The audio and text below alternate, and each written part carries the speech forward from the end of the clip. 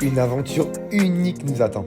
Nous sommes sur le point de sillonner les routes du nord du Vietnam sur plus de 1500 km à moto sur 15 jours. Alors déjà à la base, on voulait faire cette excursion à nous 7, et nous 7 seulement. Mais on s'est vite rendu compte que notre nombre, ça pouvait être un problème. Voyager tout seul, c'est une chose. Voyager à 2, c'est aussi une chose. Par contre, voyager à 7, ça c'est autre chose. Ok, je vous donne un exemple.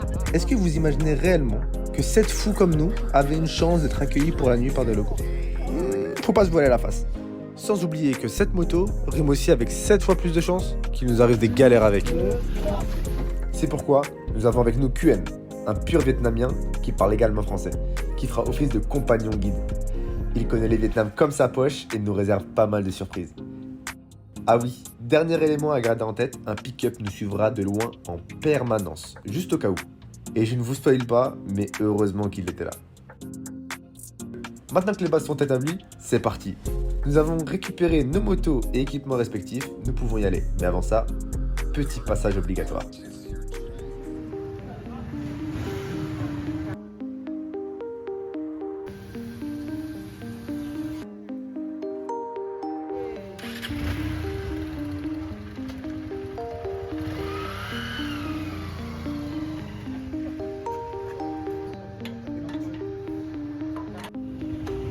Le programme de la journée? Écoute, Chiap, hein, ça va coller le bitume, on est en retard. Ce que j'ai compris, c'est que même de nuit, on va devoir rouler. Ça va envoyer, hein. On n'a pas le choix. 196 km il nous reste à faire aujourd'hui. 196 les amis, 4 heures de route. 4 heures de route. Soyez prêts, et du contenu.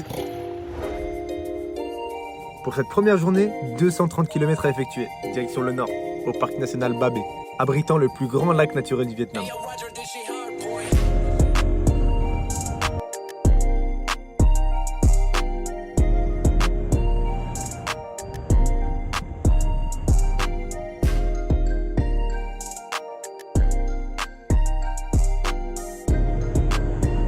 Franchement, pour des amateurs, on s'est bien débrouillé.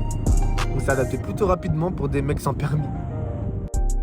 Et il a fallu que je parle trop vite. Vous vous souvenez du pick-up? C'est là qu'il a servi. Bon, les galères sont arrivées bien vite. La première, la grosse Royal Enfield de Quentin, l'a lâché sur la route. Dans la foulée, le pneu de Booms a crevé. Ah ouais, ils ont bien crevé hein.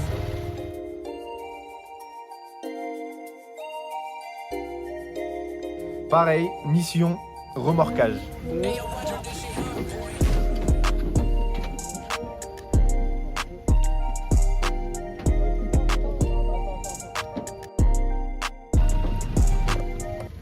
Malgré toutes ces galères, on a réussi à arriver au lac Ba Be avant la tombée de la nuit.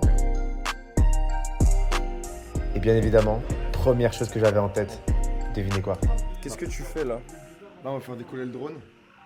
Malheureusement, 4 GPS. C'est passé à 0. 3.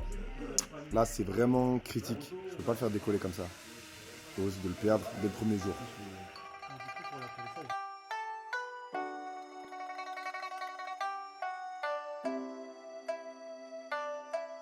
Le lac Ba Be est le foyer de plus de 3000 personnes de 5 groupes ethniques différents et séparés en 13 villages.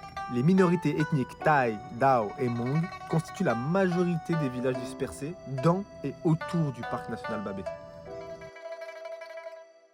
Nous avons été accueillis chez une famille Thaï et traditionnellement, ils construisent leur maison sur pilotis formant 2 étages distincts. Généralement, à l'étage supérieur, on peut trouver la réception, les chambres et la cuisine. C'est le poisson du lac, spécialité. Ah ouais. Il n'hésite pas dehors. Hein. Il a été pêché quand? Au filet, ce matin. Ce matin.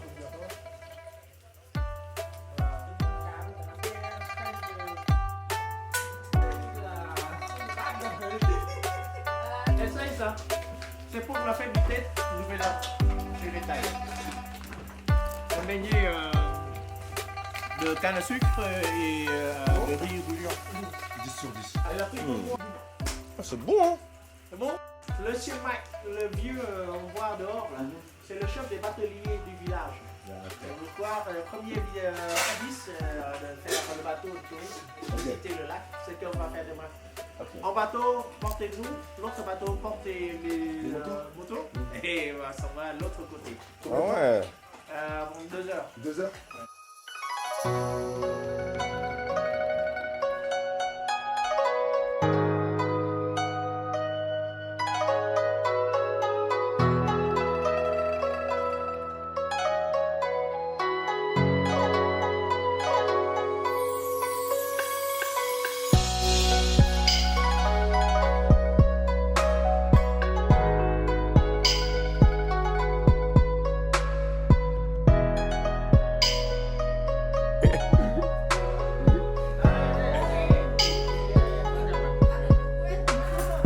Ah là là, là fallait prendre des forces. On le savait pas encore, mais il en fallait. On a emmené nos motos sur une baie juste à côté, où nous attendaient déjà 2 bateaux. Alors mission numéro 1, mettre nos motos dans le bateau. Et ça, quel enfer!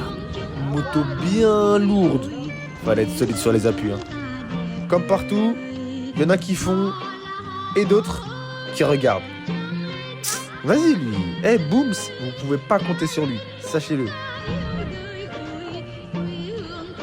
Une fois que tout le monde a monté sa moto dans le bateau, on pouvait enfin y aller. Maintenant, on va traverser tout le 8 km de longueur du lac. 8 km, Et 5 km encore pour suivre la rivière jusqu'à la route des Chauves-souris. Maintenant, on va visiter le lac. Bah oui, c'est parti.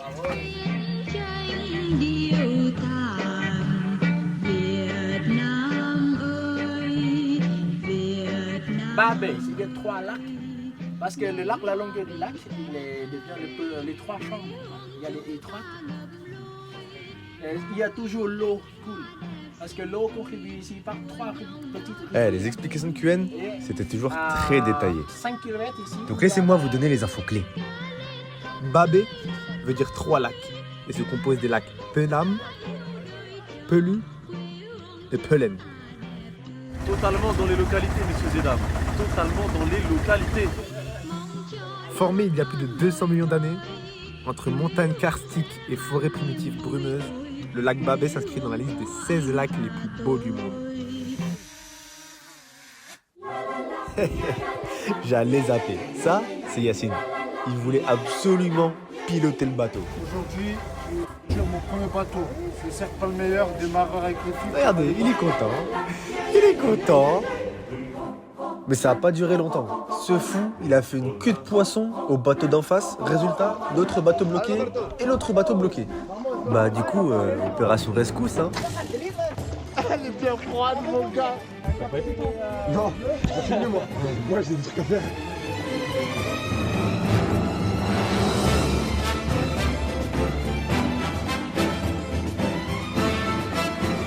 Ah, c'est bon.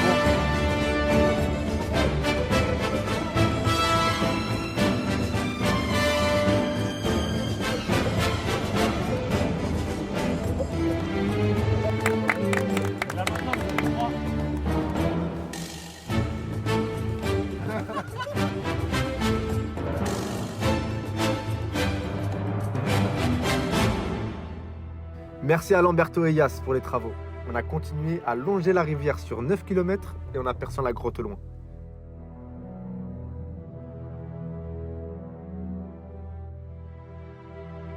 On arrivait enfin à la grotte de Pyong.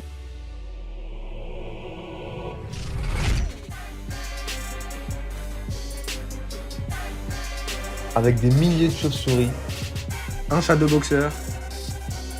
Kun, tu peux mettre lampe torche là? Voilà. Et du cirque. Il chie. Il vise la bouche. Caca dans la bouche de machine. En direct. On avait pris tellement de retard, on s'en était pas rendu compte. Du coup, on a dû bombarder.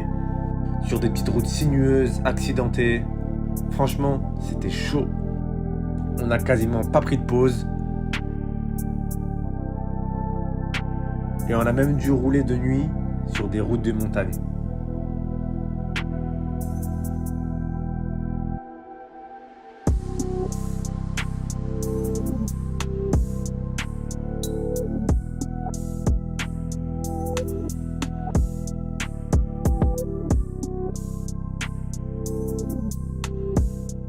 Bref, c'était vraiment, mais vraiment chaud. Si vous pensez que j'abuse, écoutez ça. C'était comment, Karim? Explique, s'il te plaît. Ressenti après le trajet, s'il te plaît. Ressenti, c'est comme faire le Maroc, France-Maroc à vélo. C'est trop dur, trop dur. Je peux plus. Comment sont tes fesses? Les fesses, ça va, mais c'est le dos, Ah, moi, c'est les fesses. c'est la tête. Ouais, si vous regardez mes fesses, ça fait mal. Les derniers, là, 20 km, ils sont infinis. Le pire, c'est le dos, ma gueule. Eh, j'ai un pic dans le dos là. Ah ouais, tiens, tu vas apparaître dans le reportage.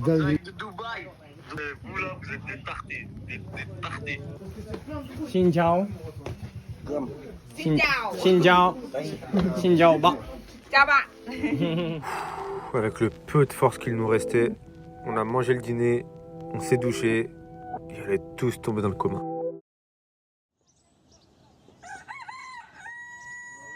Réveil aux aurores le lendemain, on découvrait à peine les villages dans lesquels on était arrivé la veille. Un petit village à quelques kilomètres de la frontière chinoise où le temps s'était presque arrêté.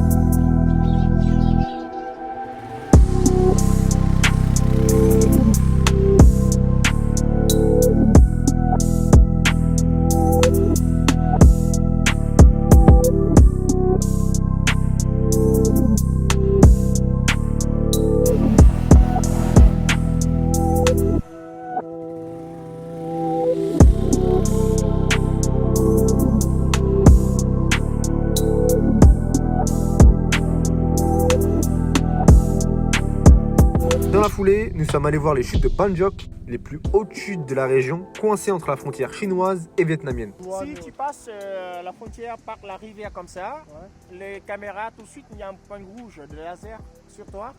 Et il y a un annonce. 3 fois, si tu ne retournes pas, il pistole.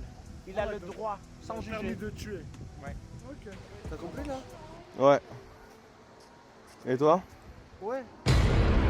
Dans le prochain épisode, après avoir traversé 500 km en 2 jours, je peux vous dire qu'on n'avait qu'une seule envie, descendre de nos motos et se confronter aux localités, les vraies.